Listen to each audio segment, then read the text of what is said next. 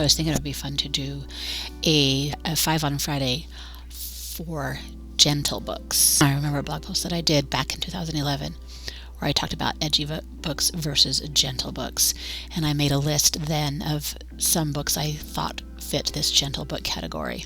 And I defined a gentle book as something where not a lot of stuff is happening, that it's more about the characters and the relationships, and that everything is more quiet and slower. Heartwarming, maybe. In that blog post, I listed a few books, and I'm going to take some of those books and share them with you here. They're older books, all books that I loved and recommend. So the first one on the list is Major Pettigrew's Last Stand by Helen Simonson. I remember finding this one fascinating as a connection and relationship between an older couple, which there's not very many of these days, I feel like. It's a love story about an older man who falls in love with a lady from Pakistan, and so that's where the conflict comes because of the cultural conflict. I just loved this story and felt like it was so heartwarming and sweet.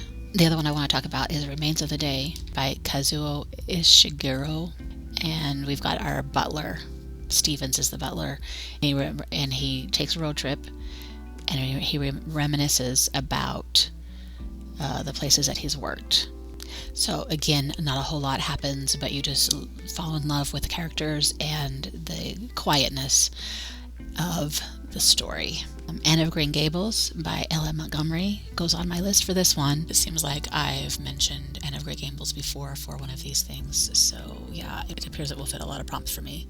Let's just think about it as the whole series this time, should we? We're all familiar with this story about an orphan girl who ends up getting adopted by a brother-sister, Matthew and Marilla, and she comes and completely changes their life, and they change hers, and it's just a stories of her growing up in a wonderful, beautiful setting in Canada. And it's just a heartwarming story, like I mentioned before, and an adjective that describes that. Another one I have on my list is A Year Down Yonder by Richard Peck. It's one of the first books I read by him. This one is when our character goes to visit her grandma on the farm, which I can totally relate to, and just all the adventures that they have that summer.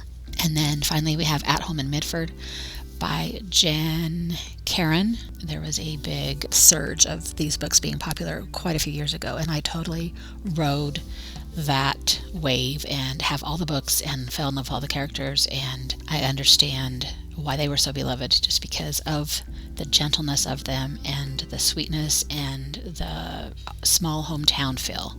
So there you have it.